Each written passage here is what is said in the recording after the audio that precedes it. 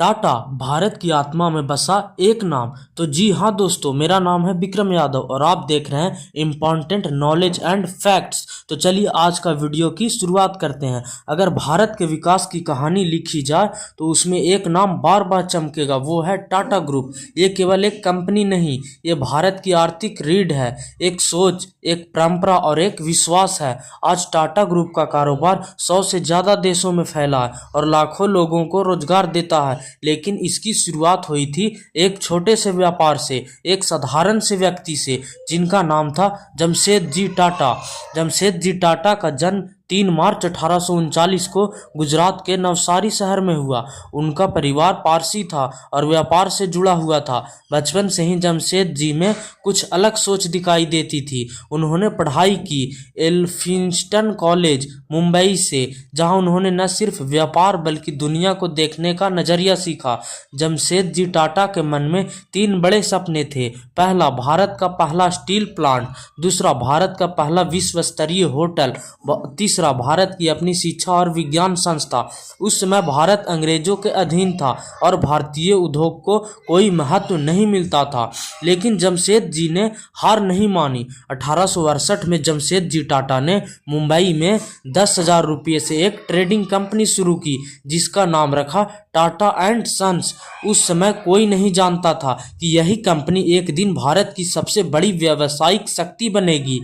जमशेद जी टाटा ने देखा कि ब्रिटिश अधिकारी भारतीयों को अपने होटलों में बराबरी का सम्मान नहीं देते। तब उन्होंने निश्चय किया, भारत का अपना विश्व स्तरीय होटल बनेगा। और 1903 में मुंबई में बना भी, जिसका नाम पड़ा ताजमहल पैलेस होटल। ये होटल न केवल भारत का गौरव बना बल्कि भारतीय आत्मसम्मान का प्रतीक भी बना।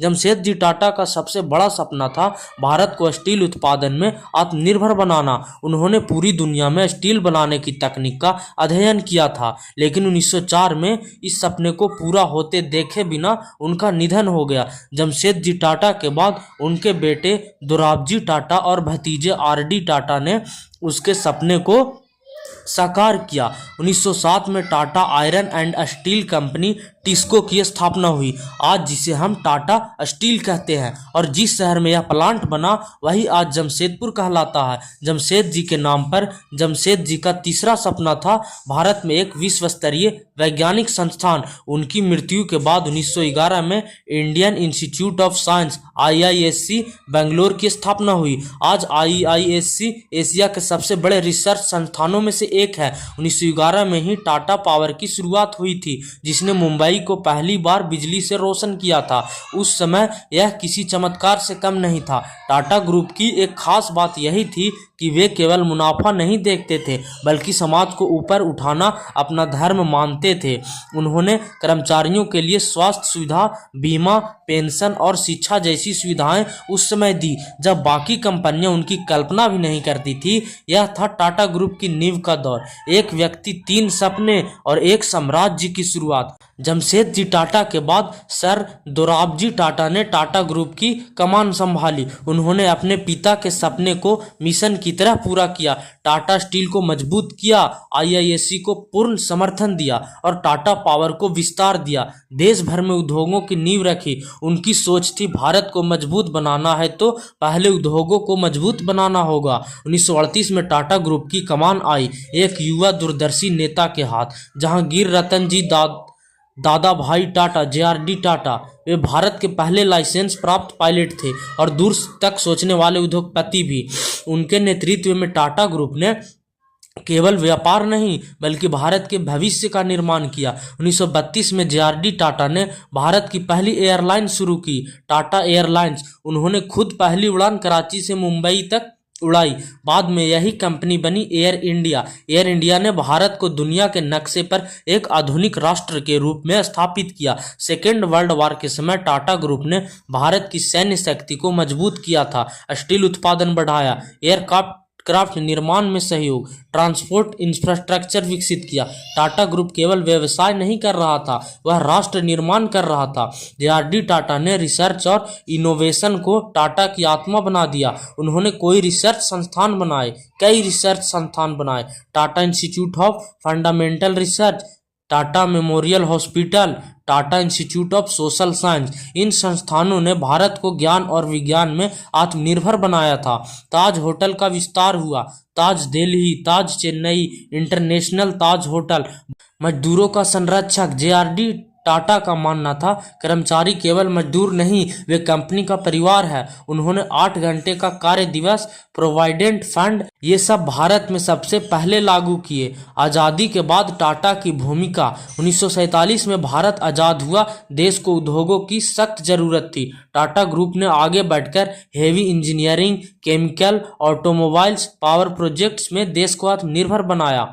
1945 में बनी Tata engineering and locomotive company, जो आगे चलकर बनी टाटा मोटर्स। आज टाटा मोटर्स भारत की सबसे बड़ी ऑटो कंपनी है। जेआरडी टाटा ने टाटा ग्रुप में एक ऐसा सिस्टम बनाया जहां ईमानदारी, देशभक्ति और समाज सेवा सबसे ऊपर रखी गई। यही कारण है कि टाटा ग्रुप पर कभी कोई बड़ा घोटाला नहीं लगा। यह था टाटा साम्राज्य का विस्तार और जेआरडी टाटा युग, जहां टाटा ग्रुप एक कंपनी से एक राष्ट्रीय संस्था बन गया। 1951 में टाटा ग्रुप की कमान संभाली रतन नवल टाटा ने। उस समय टाटा ग्रुप कई बिखरी हुई कंपनियों का समूह था, कोई एक पहचान नहीं थी, कोई एक रणनीति नहीं थी। रतन टाटा ने कहा, टाटा अब सिर्फ भारत में नहीं, दुनिया में पहचाना जाएगा। उन्होंने पूरे समूह को एक ब्रांड के नीचे लाया, जिसका नाम रखा टाटा। कमजोर कंपनियों बंद की, मजबूत कंपनियों को आगे बढ़ाया और एक नई संस्कृति बनाई, विश्व स्तर की प्रतिस्पर्धा।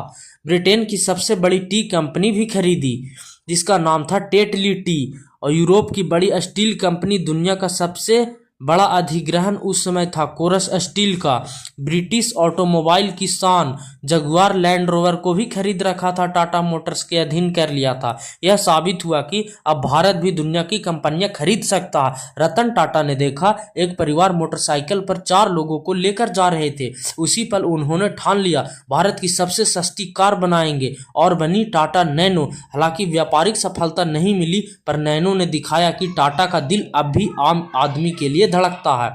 Tata consultancy service TCS Bharat की सबसे बड़ी आईटी कंपनी बनी। आज टीसीएस दुनिया की टॉप आईटी कंपनियों में है और लाखों युवाओं को रोजगार देती है। टाटा ट्रस्ट अपनी कमाई का लगभग 65% समाज सेवा में लगाते हैं। स्कूल, अस्पताल, रिसर्च, ग्रामीण विकास, टाटा का व्यापार देश की सेवा का साधन है। 2012 में रतन टाटा ने चेयरमैनशिप छोड़ी, पर उनकी बनाई नींव पर आज टाटा ग्रुप 100 देशों में फैला हुआ। आज टाटा ग्रुप के पास है 100 कंपनियां, 1 मिलियन से अधिक कर्मचारी, 150+ साल का इतिहास, विश्व स्तर की पहचान, जैसे Tata steel, Tata motors, TCS, Tata power, Titan, Taj hotel, air India फिर से घर वापसी हो गई उनका 2022 में। टाटा ग्रुप केवल व्यापार नहीं, भारत की आत्मा है।